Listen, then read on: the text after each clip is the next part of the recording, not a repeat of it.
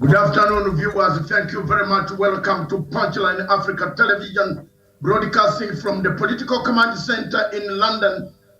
Thank you very much, viewers across the continents of Africa. Wherever you are in Europe, in America, in the universe, in Australia, in Qatar, thank you. We are coming for you. Thank you very much, all our viewers who have been with us for the last 7 years. This is Punchline Africa Television, the only television south of Sahara that talks about Africa. What ails Africa? What kills Africa? Why Africa is the same as things change elsewhere? Why are we in the same bracket all the time? Poverty, hunger, crime, conflicts, economic meltdown.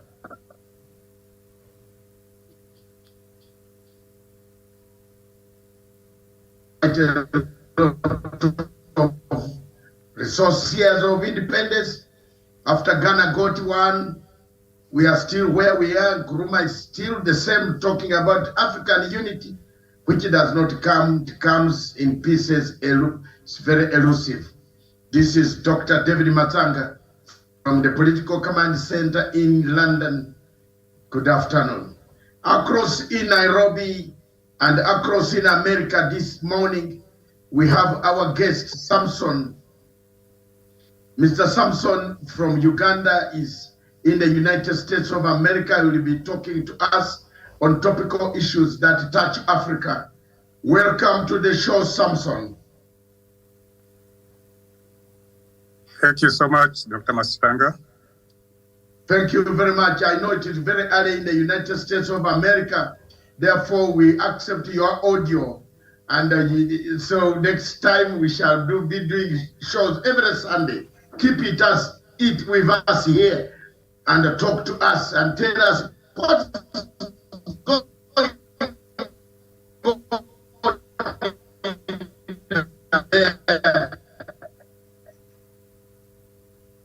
going on in the diaspora, what we can do. Across in Nanyuki, we have none other than Javani Karanja. Javani Karanja, good afternoon in Nanyuki, Kenya. Good afternoon, Dr. David Matsanga and the people in our headquarters, and Samson. It's a pleasure being on Punchline Africa Television. Thank you for having me on the show. Thank you very much. It is a pleasure also having you joining us. Telling us what is going on like us.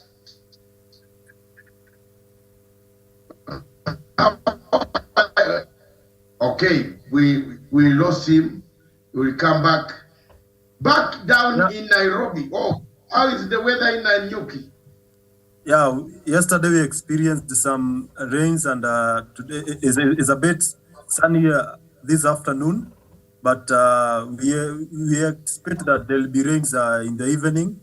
Therefore, this is a planting time for the people in around the mountain. And we thank God for the gift of rain and the gift of life, so that we can come and try to secure our country from the food inadequacy that we have been experiencing. Thank you. Thank you very much, Javani Karanja in Nanyuki, Kenya.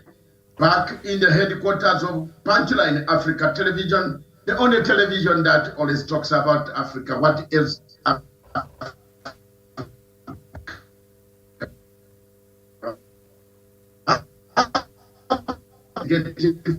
journalist and editor. Good afternoon, Daniel Wesonga. Very good afternoon to you, Dr. Matsanga David, coming to us live from London, the Political Command Center. Doing fine this particular afternoon. Nairobi has been quite sunny this afternoon, and of course, in the recent past we've been having rains, but today is quite an exception. So I'm really geared up for today's program.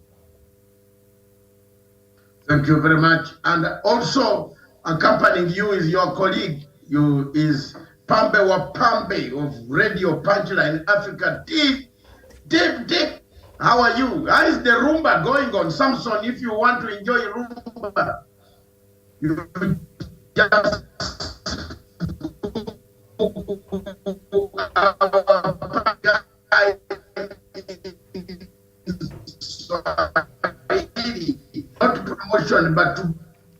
both languages so that he can communicate with us. Pambe wa Pambe, good afternoon.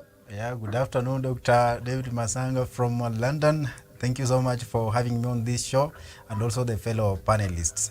And of course, we have talked about Radio Punchline Africa. We have a lot of music there, diverse.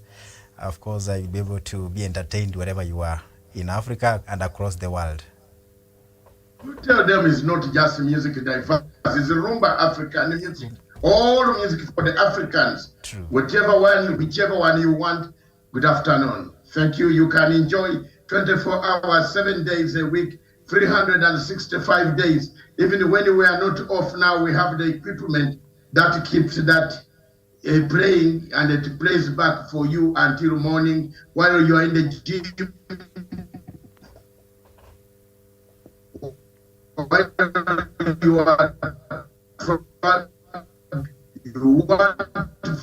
You remember also Kuti and the others. We are there, Franco, Richelieu, Tabule, all those names are there. You can ask Samu Mangwana. Those are the names that were well known for music in Africa this afternoon. First, we shall begin with news headlines across Africa. Thank you so much, Dr. Masanga David. And of course, on the...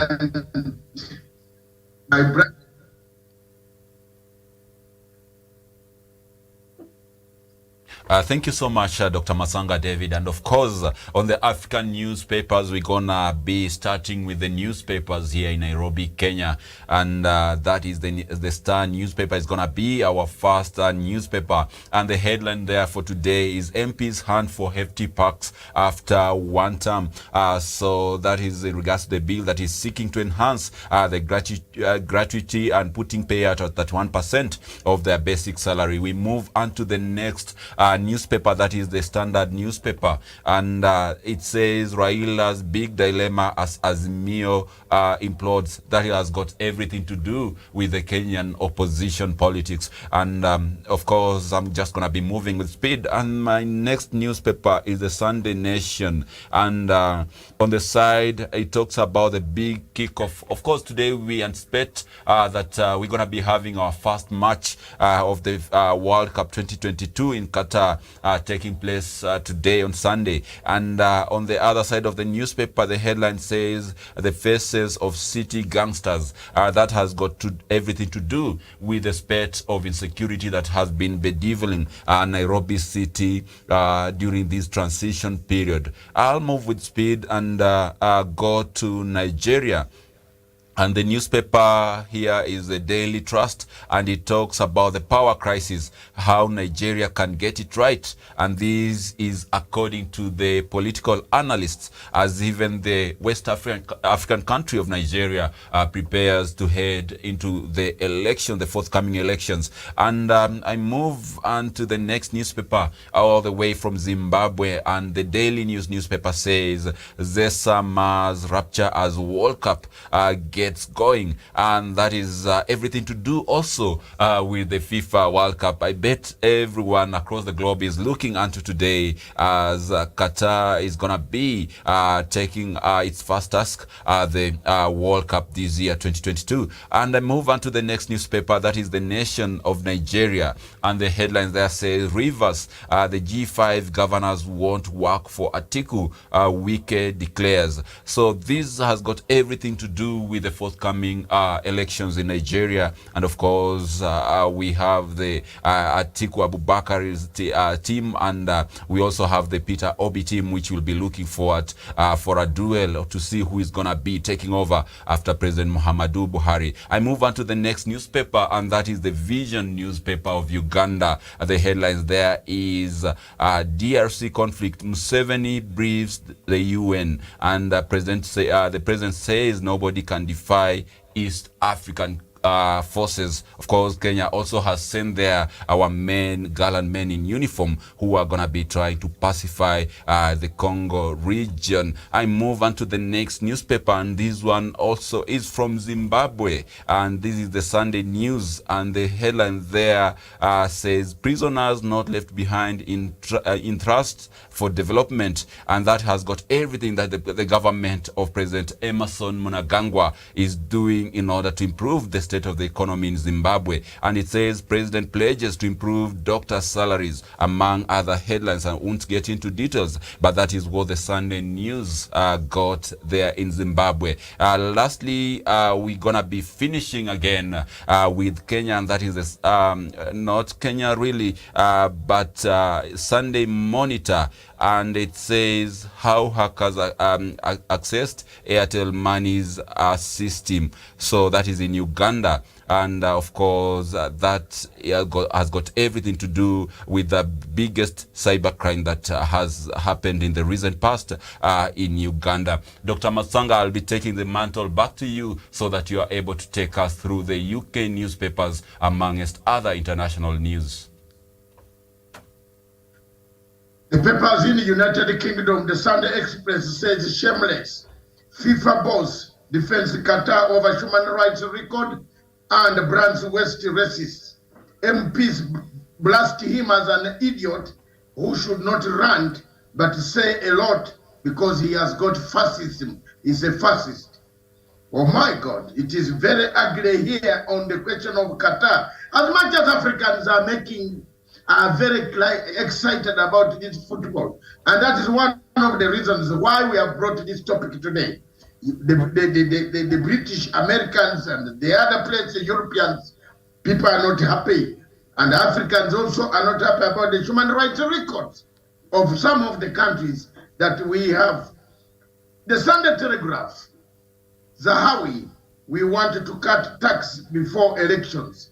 That's the exchequer of Britain, and then it has a picture of President of Ukraine and the Prime Minister of Britain, who is visiting people in Ukraine on the front line to find out for himself for the first time. That's the Sunday Telegraph. The Independent, funding boost, want to save the NHS, which is overloaded with crisis, with patients. Patients cannot go home. There are no homes to go to. The elderly are still in hospitals. The Mirror, your country needs you. That is Gareth. Gareth is saying 66 legends says we can win World Cup and cheer up your procession hit nation. They need to win this cup in order to make people. But the cup is full of controversy. There are so many places they draw two pictures of the two. Kane and another player whom we shall be cheering. I have chosen my team already, and I'll tell you in the broadcast. And we have the Sunday newspaper, Boy George quit threat. It is George who is quitting because he has started giving threats. Star Jungle meltdown. That is in the jungle. There's going on something for celebrities that is taking place in these places of London. Thank you very much. Then the next newspaper is, that is all the papers that I could pick around United Kingdom this morning. And thank you very much for you people for reading these newspapers. Let's go back to the topic. And Pambe Mupambe, can you introduce the topic? Read the topics that we are going to discuss this afternoon. Africa and the football. Human rights versus football. Would this football be played in Africa if an African country was hosting? If Egypt, for example, was hosting this football, what would Europeans do? If Russia was hosting this football, if China was hosting this football, today Qatar is hosting this football. 4 years ago, this football was put under a cloud of corruption. Blatter resigned. Ocampo was arrested together with Blatter. Ocampo left the International Criminal Court and took theft in the football, our FIFA, which was organizing football very well. Another gentleman came in, he left. Now we have another one who is now telling us that human rights don't matter. But human rights are used elsewhere. Human rights are used to put sanctions on Zimbabwe. Human rights are used to put sanctions on African countries. Most of the African countries are being demarcated, isolated, because people say they are on human rights abuses. Why is it that people have kept quiet on Qatar?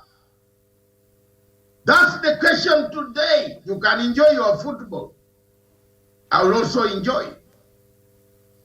But it might not be up to the end. It looks like if things don't work out, some teams might walk up and go back home. I want to tell you, there are so many applications. My application was the first one to hit the line online. Most of you will read it tomorrow to the old bed. Let the judges make a judgment whether I'm right or not, whether I can pursue it on behalf of public interest. Why Qatar refused alcohol 2 days to the match. That's all. I want to know. They had 4 years to tell us whether they want alcohol or not.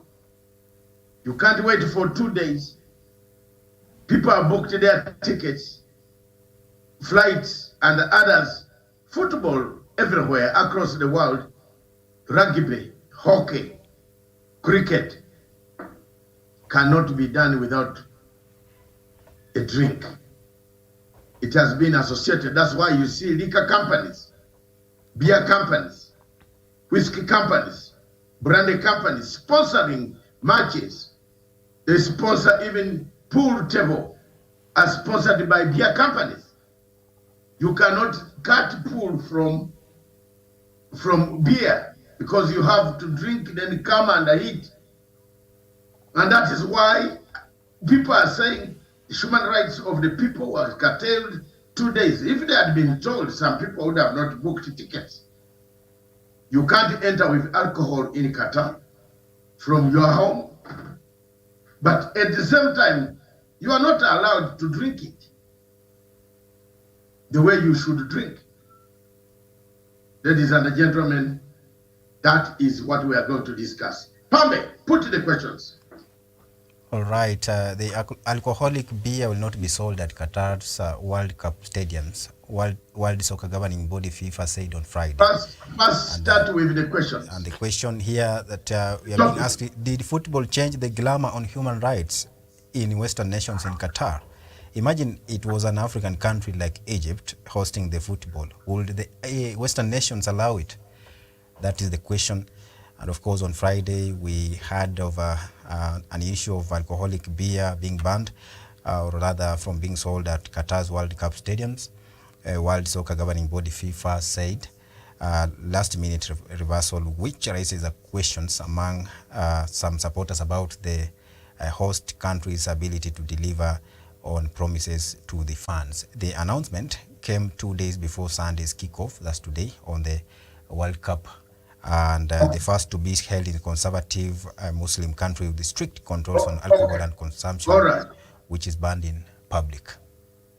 Okay, thank you very much. Hold the fire there. Samson, let me begin with you from America in the States. It's very early in the morning and I know you have some work to do.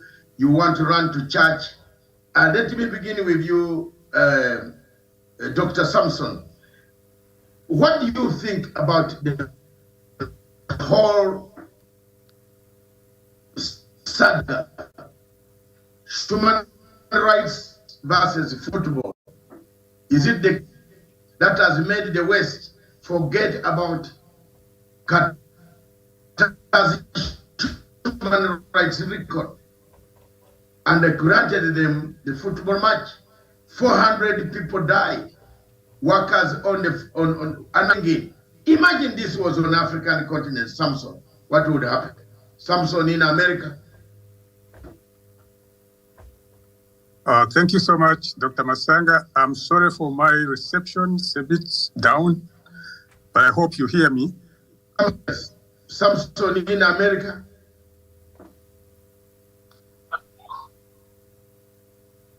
Hello? Yes, Hello? go ahead. Yeah, I Yes, hope, we are can you hear me? I'm having a bad reception. Yeah, we hear you. Yes, so I'll just give a simple comment that just as you laid out the facts, everything has been different in regards to the Middle East. When you talk about other things like countries being labeled dictatorships, it has always been different with the Middle East, starting with Saudi Arabia.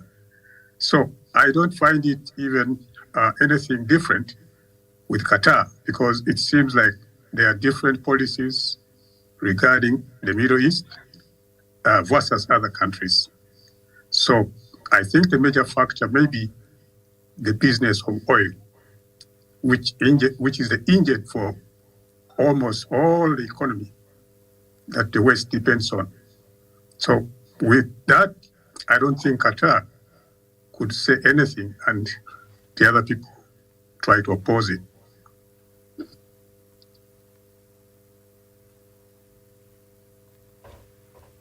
So for you, to you, it is the same game all over. It has been happening all the time. But let's look at one or two things that make it very difficult and very, very interesting. If this match was being held, or matches were being held on African soil, we could see so many British teams and the British and European countries walking out and boycotting. If it was in Russia, they would boycott. If it was in China, Cuba, they would boycott. Why are they very silent about Africa, about Qatar, Javan, Karanja?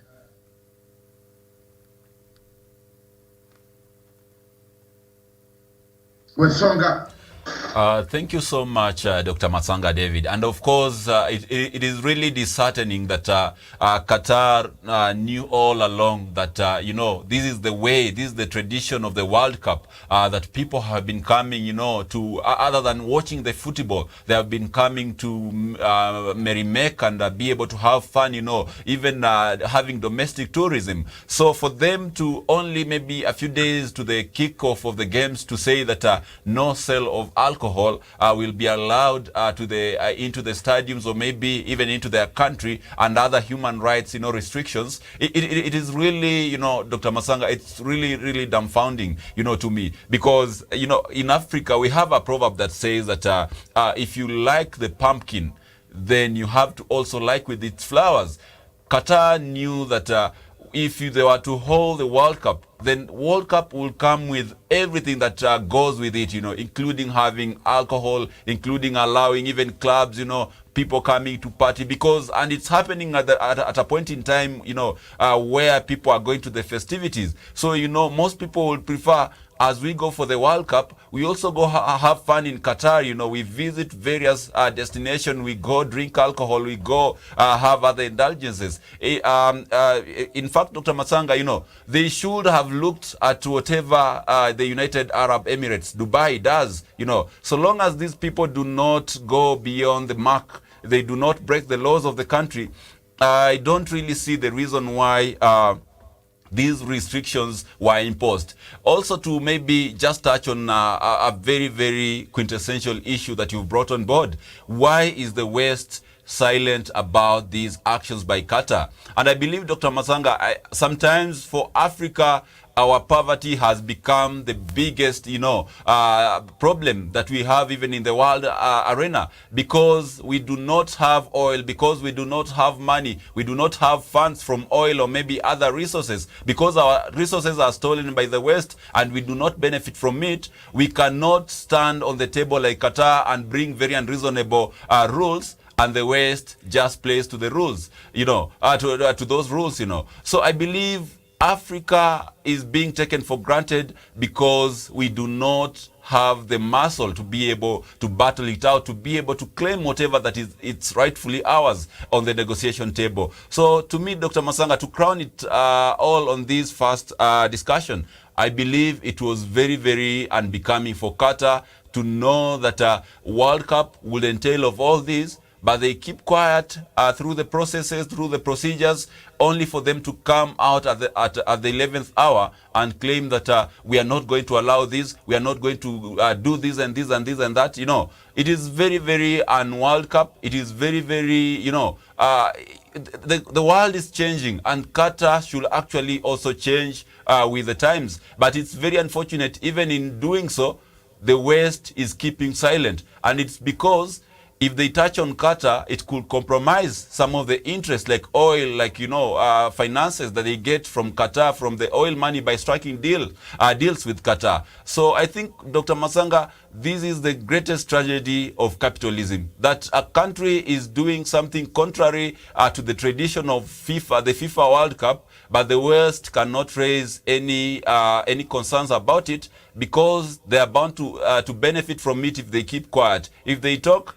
then they lose the deals. So that is how I perceive it, Dr. Masanga. Thank you very much, Daniel. The world is colored with mercantile capitalism. The amount of human rights abuses that take place in Qatar, including against Africans from all walks of life on the continent, is huge. Javani Karanja from Nanyuki, what is your view? I know you are one of the football lovers. I'm also a lover of football. I support Liverpool. I am not happy. I don't drink alcohol, but I'm not happy with the way alcohol was stopped at last minute. I was not happy. So, yes, go ahead. What's your view? Thank you very much, Dr. David Matsanga, and the people who have made the contributions before me. And I would like to say that it's so unfortunate that Qatar can ban alcohol at the last minute, 48 hours to the kickoff of the World Cup.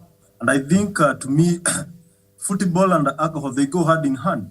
When you look at our country, Kenya, we even have teams that are supported by alcohol producing companies like Tusker, like EBL. So at the end of the day, the brewery companies that produce alcohol have been the front line when it comes to supporting and nurturing football talents. Behind that, there is a lot that comes with this kind of investment. If Qatar allowed alcohol in the stadium, that means business people will make losses. There are people maybe who imported expensive liquors across the world so that they can sell during this particular time. And I think it also portrays Qatar as a very dictatorial country where some rights are suffocated because they don't maybe align with their doctrines. But at the end of the day, we are in a free world where rule of law and freedom of human rights should be allowed to excel regardless of where one comes from, because we cannot impose rules that you should not take alcohol. There are people who take alcohol. Therefore, at the end of the day, that is a breach of rights of some people who maybe take alcohol when they are going to this stadium. And at the end of the day, this culture of banning alcohol will create a scenario where people will come up with ways to smuggle alcohol in the stadium, and they might be more bad than they anticipated, because at the end of the day, I believe there are some people who will break the laws. There are people who will go by force with this alcohol. There are people who will hide this alcohol in using some ways. Therefore, at the end of the day, people will take alcohol in the stadium, and because of that banning, they might misbehave at the end of the day, because they are doing it and they are breaking the law. And I don't think Qatar is in capacity to contain all those people if they tried to come with alcohol in the stadium. And I think, as you asked earlier, if this was happening in African continent, I think we should not be having a voice at the end of the day, because to us, we don't have the financial muscles like Qatar. we don't have the facilities, we don't have the oil. So if it was in a country like in Nigeria or Kenya, where World Cup was coming, then I don't see a scenario where we could have resisted anything coming from the European nations. Therefore, I think by virtue of Qatar being a developed country and virtue of having oils, that is why they can do whatever they want, because at the end of the day, they know a lot of countries around the world depend on them for this precious mineral. I beg to submit at that juncture. Thank you. Thank you very much, Karanja. Mr. Pambe, what do you have there on facts? All right. Of course, what I know is that most of the the facts countries... that you have. Yes. Best. Okay, we know that we have countries which already banned alcohol, and of course the issue is ongoing. There are prohibitions against alcohol in some countries, but particularly the term of banning refers to the manufacture, storage, whether in barrels or in bottles, transportation, sale, possession, and consumption of alcoholic beverages. There are some countries like Sudan, Bangladesh, among others, which banned alcohol earlier. And this does not mean that alcohol should not be taken, rather in this particular context. Rather, they would have done this perhaps to be taken in hotels, restaurants, and other places, rather than in public. But banning alcohol totally is actually going against also the culture of other groups. So this means that they have not really looked at the concern of human rights across the globe. We have countries like Pakistan, Sudan, Saudi Arabia, Somalia, Mauritania, Libya, the Maldives. We have Iran, Kuwait, Brunei, and Bangladesh, which have alcohol bans, as do some states in India, which are actually much of the Muslim population. But my take on this is that if they had to ban alcohol, they would have rather done it earlier. They would have informed the entire population of about 1 million, actually, which is expected to be attending this particular FIFA World Cup. So if they had been informed, some would have made a decision not even to attend, because much of the time spent there, as we said earlier, we have the indoor games and outdoor games. Some people prefer taking perhaps alcohol, also rather enjoying their beer while partaking of that particular game. So it is actually kind of going against the culture of some people, and also the culture of football, the way it has been earlier, because Qatar had been informed, like rather from 2010, since the football was there, Qatar had been informed that football would be there. What if, why is it that they did not look at what happens in that particular contest? Is it that they should be going against the other people's culture? Is it alcohol? Is it allowed in some countries? Is it that alcohol should be taken during these activities? So these are the decisions that they would have made earlier, rather than making it at the 11th hour. So this actually has also taken some people aback, because the decision was made at the last moment. That's my submission, Dr. Mathanga. Okay, thank you very much, Mr. Pambe. Samson, do you have any other last word on this issue as we switch on to other topics of Democratic Republic of Congo, and we see what's going on there and other issues on African continent? Yes. Thank you so much, Dr. Masanga. What I would have to say is, I just add on to what our panelists have been hammering, but I would like to take a view of how I would like, I view Qatar trying to push itself. I think Qatar, in trying to ban alcohol and the rest at the last minute, it was trying to avoid the idea of the hosting of the World Cup being challenged in other spheres. So they waited the last minute so that they could put their brakes on, because they know that they're trying to protect a certain culture in Qatar. I think what happened is they knew alcohol would come with the other issues, like how they have said they don't want flags of I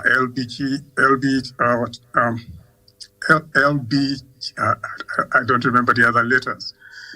They don't want those flags being waved in the stadiums, and they also don't want people to mix. I understand the visitors will sit one side and the Qataris will sit in a different position. So it looks like a culture war going on, whereby they want the money and the fame, but they are not willing to change their culture. And as for Africa, as you compare it with other African countries, I don't think this would be happening, because we've been made to take in whatever comes from the West in other types of cultures. So if you look at Qatar, they have always emphasized their own culture. And it seems they don't want to leave that culture despite having the World Cup. And all these other issues that the West has been talking about, human rights, it seems the West has kept silent, knowing very well that they have more to benefit from Qatar, despite it refusing to give up those cultural avenues. So I think there's a double standard here, which will be seen further, because there will be other countries trying to host this next year or next 4 years. And there will be some problems arising, because these other things will be pushed on to these other countries, and those countries might end up having to also act like Qatar. And that will be some drama we might have to expect, especially if something goes to a country like China or Russia or India in regards to football. That is my humble submission. Thank you.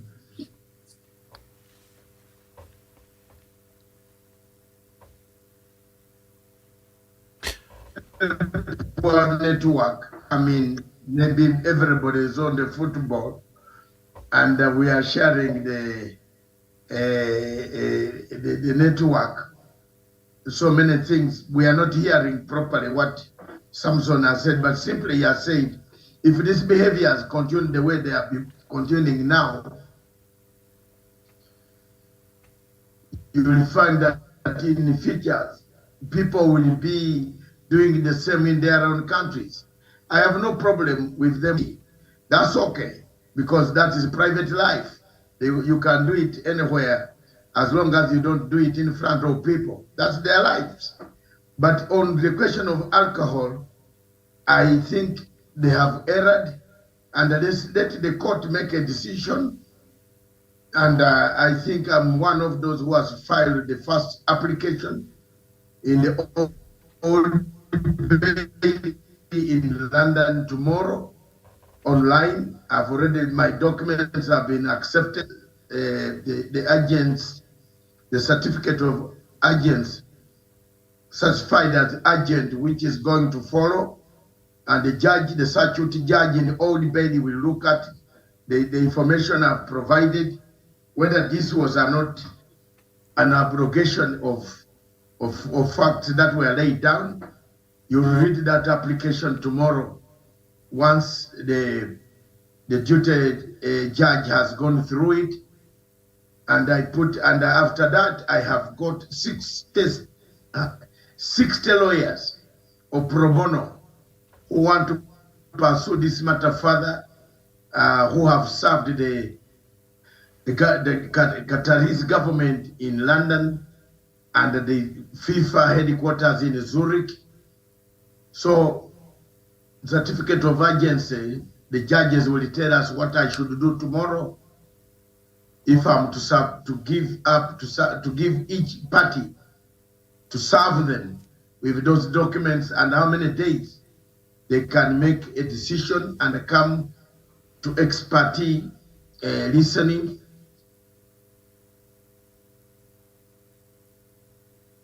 I am there as I'm an activist. I have a network worldwide, and I've triggered one network. Believe me or not, we are there, and this is going to be a classic case where if Qatar wants a good name, I have added, it has opened up a Pandora box that I have added so many things of human rights. For example,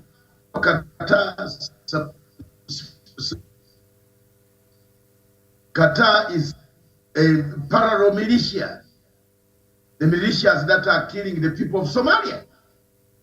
And this has got to be brought to the world. In Mozambique, Qatar took and started supporting the ISIS that was planted in Mozambique. So we want to check on some of these things and let the facts come out, and then Qatar itself blame itself or support itself. Let them defend themselves before the court. Let them call it here. We have to be sorted. If the judges say they were right to stop alcohol 2 days, and they had 4 years to stop, and therefore don't come thinking there will be any alcohol near the place at all. That is what it is, and the decision will come from the courts. Thank you very much, ladies and gentlemen, those watching us, and thank you very much, the panel. Let's switch on to African news. Former President Uhuru Kenyatta and Kagame met and brought up some very good news regarding the Democratic Republic of Congo. We hear good news. We hope it is going to continue that way. Every East African head of state is saying the M23 must put down their arms and come back and go to a negotiating table, hammer their differences, and join the Congolese army and make a good nation called Congo. Do you agree with, are you happy with the work of His Excellency, the former President Uhuru Muigai Kenyatta? Let's hear your comments, Samson. Then I come to Javan, then I come to, as it goes up to Daniel, then Baka, then we make. What is your view, Samson? I know you have bad network.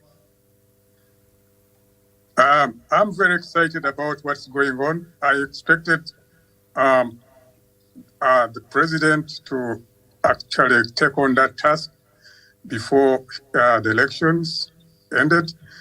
And it's good he's taking up this task. And what is happening right now could be the beginning of a good setup for East Africa. If all East African countries can come together and make this economic bloc work, we need DRC as the newest member to be part of this economic pact. And whatever news is coming out from there of laying down the arms for a peaceful coexistence is at least something good to listen to. Oh, thank you very much, Samson. Karanja, thank you much, Samson. I think you, all along you have been with President Uhuru Kenyatta. You have always liked his type of work and the way he has gone about with his peaceful means. President Kenyatta is a peaceful, peace-loving person, the former president of Kenya. His efforts, and for me, what has surprised, what has our noise on this platform, Samson, you and I were spaces, and I've been making a lot of noise on this television about Democratic Republic of Congo, writing quite a lot on my Facebook. If you go there, it's loaded with lots and lots about Congo. And I'm not hidden, and I will not hide until people come out to say, I'm the one funding the rebels. And I believe the meeting between Kagame and Uhuru Kenyatta and Tshisekedi has brought out exactly what they did, because some other people were thinking of alternatives that were going to be very, very serious alternatives that could actually expose and demean the name of Rwanda. So I thank President Kagame also for having accepted to. Then Museveni, equally in Uganda, has also said there is no way a rebel force can just underrate East African heads of state. Therefore, it is the same language. I am very pleased about these all developments. I thank you, all leaders of East Africa. I thank all of the people. I thank former President Uhuru Kenyatta for taking this initiative. I like to see peace. I like to see development. I like to see people working together. That is my cardinal theme and passion for my better Africa. Javani Karanja, your comments. Yeah, thank you very much, Dr. David Matsanga. And I quite agree with what our friend Samson has said. And President Uhuru Kenyatta from the onset has been known for his charismatic leadership, his loving, and his call for unity. He started it in Kenya when he shook hand with his political nemesis, Right Honorable Raila Amolo Odinga, and we had peace in the country. Therefore, President Uhuru Kenyatta is just expanding the peaceful coexistence that he created in Kenya to other parts of East African community. And I think it's a great gesture that at the end of the day, we'll experience peace in DRC Congo, a country that is known to be so resourceful when it comes to raw materials. It's the richest, I think it's the richest country in Africa when it comes to availability of raw materials, from timber all the way to platinums and other precious minerals that we have in the country. And I think with these talks that President Uhuru Kenyatta has kick-started, I think talking to Kagame, Museveni, President William Ruto, all coming on board and to try by all means to rescue one of our East African country is a very great gesture that will go a long way in ensuring that the people of the Democratic Republic of Congo have development. They can go back to schools. Those who are in refugee camps can go back to their homes and continue with their normal businesses. I think that is very great, because at the end of the day, as Africans, we aspire to see a peaceful Africa, a developed Africa, where all of us will come together and fight for a common cause to take our continent to the next level. And I think we cannot do that if we are in fights. We cannot do that if we are divided, and we cannot do that if we don't care for one of us. Therefore, I thank President Uhuru Kenyatta and the other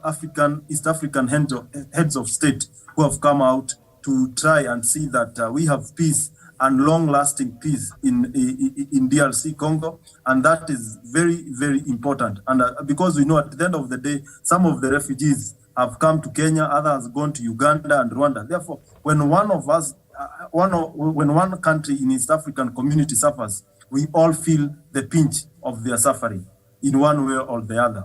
Thank you.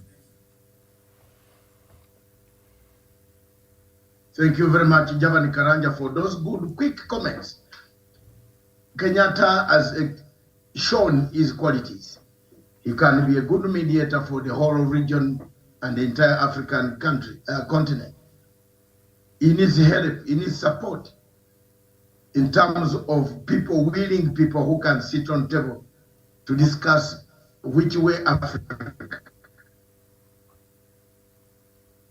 But there have been impediments.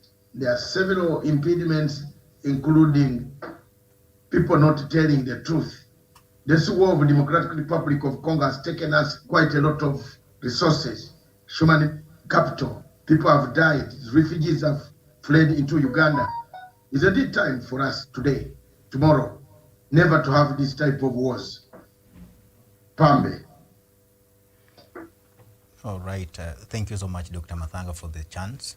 And of course, just the background of the issue here is that former President Uhuru Kenyatta and Rwanda's President Paul Kagame have agreed on the need for M23 rebels to cease fire and withdraw from captured territories in East Congo, the East African Community Bloc, and this is actually a comment on Friday from the EAC. From my own perspective, I'm happy for former President of Kenya, Uhuru Kenyatta, because at this pace, he might even come up to win the Nobel Laureate. Is it called Nobel Laureate? At this pace, because we have seen these his moves from Ethiopia and the Tigray conflict. He has moved in to tackle that. He's now moving to DRC. And at this pace, we might also be revisiting other parts of East Africa and Africa at large. Look at Sudan, we still have a conflict. And in DRC Congo, once we finish this, because it is a conflict that has taken a lot of time between the M23 rebels, which is not government sponsored, and also the government army there. More than 23,000 people have been displaced in their own country. This is something funny. And since the war started, in fact, about 3 decades ago, we are counting about 4.5 million people having been displaced in their own country. This is not acceptable for Africa, and that's why we should stand for Africa by Africa, so that we save our own people and we move on for unity of purpose. That's my submission, Dr. Mathanga. Thank you very much. Africa for Africa, move on for unity of purpose, get our Africa. Just as like what Samson Paulo has said, Dr. Samson Paulo has been right and all along right. And he has said, enough is enough. And it is that. Daniel Wesonga, what do you think? Thank you so much, Dr. Masanga. And of course, for me, this particular topic actually brings a flashback of a video I saw you some more than 10 years ago, you know, in one of the local radio stations here in Nairobi, Kenya, when you were discussing with the current Trade Minister, Moses Kuria, about the DRC conflict. And there's a number of issues that you actually brought out, you know, just to give a prognosis and to diagnose, rather, the problem that we have in DRC. And that time, I believe you are doing that in your capacity as a Pan-African and conflict resolution expert. But today, I'm really happy, Dr. Masanga, that the same issues you've been talking about since then, you know, over time, these issues have been taken up by someone who is so much resolute about seeing now tangible peace coming to the DRC. And the good thing is that now the DRC Congo is not a lone ranger like it was some decades ago. It is now a member of the East African community. And being a member of the East African community, it means that these other countries are going to stand with the DRC. And that goes on to cement the statement by the president of Uganda, Yoweri Kaguta Museveni, that the rebels, the M23 rebels, cannot defy the East Africa community force, the men on the ground. So to me, Dr. Masanga, I see a lot of optimism, and just like the rest of the panelists have said, we must bring the conflict in the Eastern Congo to an end, because this conflict has not been benefiting the people of Congo. This conflict has not been benefiting the East African community. This conflict has not been benefiting the African continent, but rather it has been profiting those who are interested in the illegal mining of resources, natural resources in Congo, like gold, like cobalt, like, coltan, and all those resources that are in eastern part of Congo. So if we are able to stabilize Congo, then it will be a win for East African community and the African continent at large. And therefore, it is a good job that the president, the former president of Kenya is doing, and it will be of benefit to all of us, regardless of which side of the conflict we support. We must bring the conflict to an end. I submit. Thank you very much, viewers across the continent. Thank you very much, Samson, Dr. Samson Paulo. And a parting shot from Dr. Samson Paulo in Washington, in DC. Thank you so much, Dr. Masanga. I would just like to concur with both the last and the former speaker. It is very evident that whatever happens with these talks will actually eventually lead to peaceful coexistence among the East African states. And this generally leads us to the economic stand of East Africa. If all East African states are having their intertrade connected together with Zaire and Rwanda, Burundi, Tanzania, and Uganda, it augurs well for the economic future of the region. And I believe with a courageous stance by the former president, it might end up well as I look at it. Thank you so much. Thank you very much, Dr. Sam Paolo from the United States of America in Washington. Always join us on Sunday. Give us only 1 hour, and it will be late, but always coming, because some of the shows are done during the time while you people are still sleeping. But thank you very much for your input to get up an appraisal of the events taking place on our African continent. Our television does African, topics only. And I believe tomorrow at 9:15 East African Standard Time, which is also about 5 o'clock, about 6 o'clock 15 of London time, and I don't know, 6 hours there in the US, we shall have Matsanga's Twitter space where we shall discuss the importance of peace in Africa.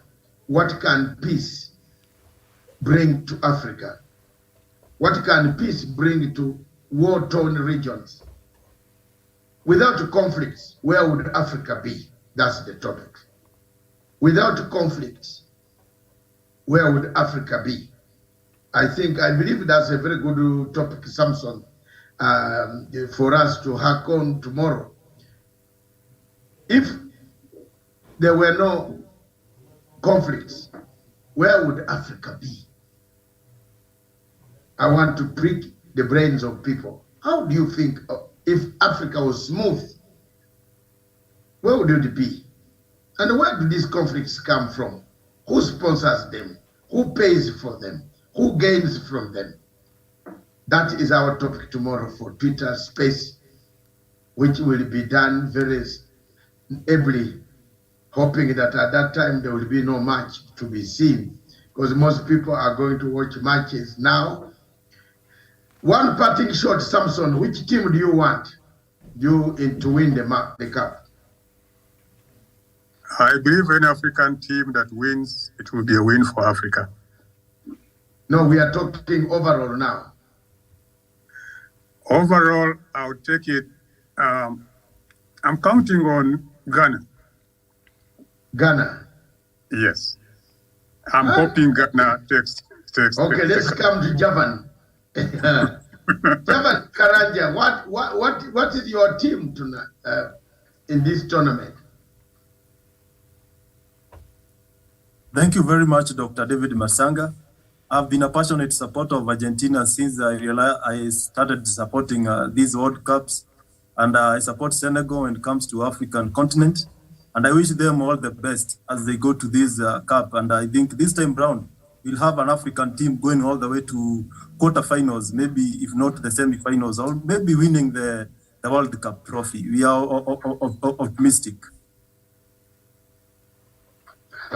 Okay, let me come to Mr. Daniel. Yeah, so for me, Dr. Masanga, I think like the rest of the panelists, they say that charity begins at home. So I'll start with the African teams, go all the way. If everything goes well, we reach the finals, then whichever African team that will hit the finals will be my team. But initially my team was Senegal, so I'll be seeing how they'll be performing. But on the background, I'll be with any African team any day, anytime. If not, maybe if all does not go well for Africa, then I'll wish that one of the South American countries like Brazil or Argentina takes the World Cup. Hey, Okay, it's becoming complicated here. Good afternoon, viewers. This is Punchline Africa Television, broadcasting from the Republic of Kenya down in the headquarters and from London. Mr. Pambe, Yes. let's give your team, because I'm also going to say my team. Okay. Actually, I expect Ecuador to hit Qatar, to teach Qatar a lesson today. And then tomorrow, I expect Senegal to hit Netherlands, because they will be facing off with Netherlands for Africa Very now. good. Okay, Yes. gentlemen, you have been waiting for mine.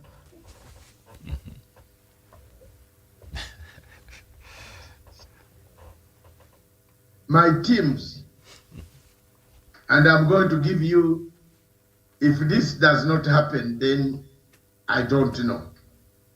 My team on the African continent is Tunisia.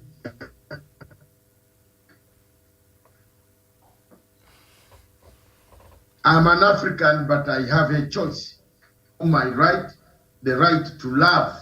I love all Africans, but I want Tunisia. That's my team I'm going to be watching. I'll tell you why. The players are quick, short passes, very fast. The team that I think, of course, that I support is United Kingdom. My team. Where I live, where I eat food most of the time, which has given me a home and given me life when I needed that life. I will support United Kingdom up to the any length. But should the United Kingdom drop out, my team for the next, if he's still in the tournament, is Brazil. And should Brazil drop out, again, my team that I want to take this cup home is Germany.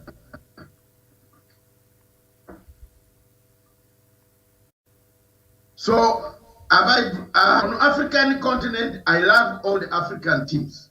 Thanks. I wish Ghana well, I wish Senegal well, I wish Nigeria well, I don't know. But my team in Africa is Tunisia.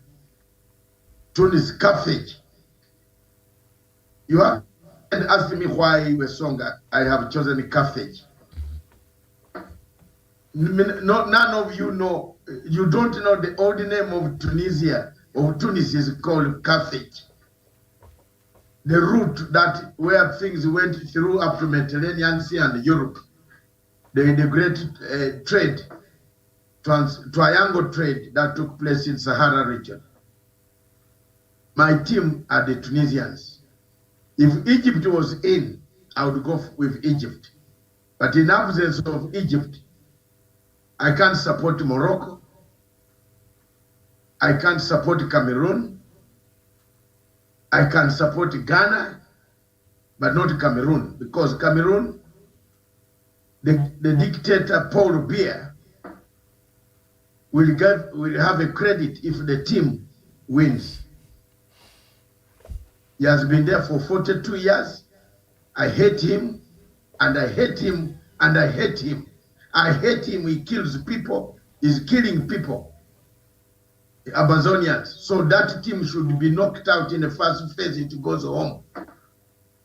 It has nothing to, it is not, don't talk about Africa here.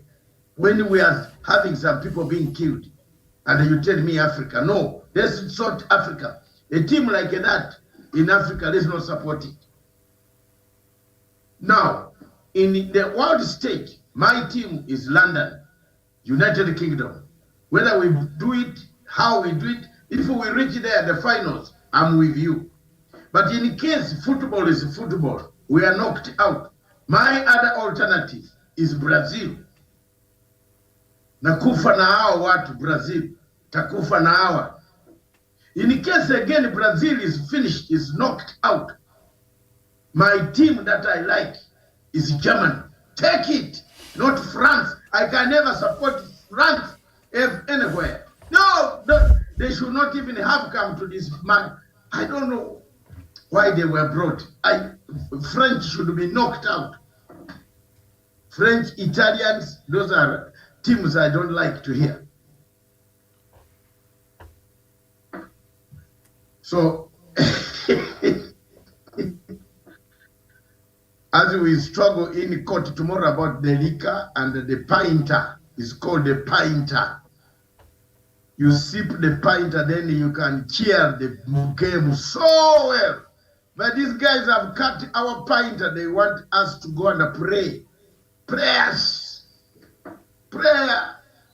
We are going to make that I want alcohol because I drink. No. But I am doing injustice for very much. You people continue supporting Cameroon, but you better know that Cameroon kills people. They are playing there with people's blood. And the Paul Biya will get the cup if they win. It is Paul Biya to celebrate. May God help us. Another president in Africa who is getting the second term today. Do you know him? Paul Obiang Nguema of Equatorial Guinea. Nguema. The man is going for the 70th term. Is it 70th term? Yeah, it is. Yeah. Yes.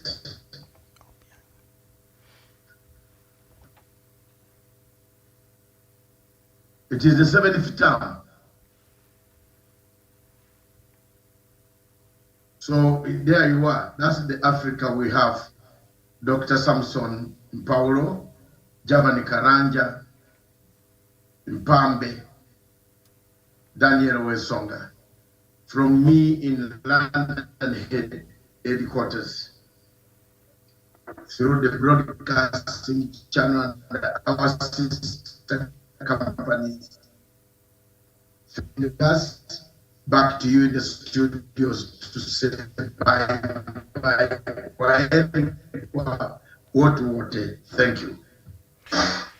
Thank you so much, Dr. Matsanga David, and of course our guest Samson from the United States of America, our panelist Javan Karanja all the way from Nanyuki, and our viewers this particular afternoon. That has been the Africa Showdown, a show that comes to you every Sunday 2 p.m. East African time, all the way to the late hours 4 p.m.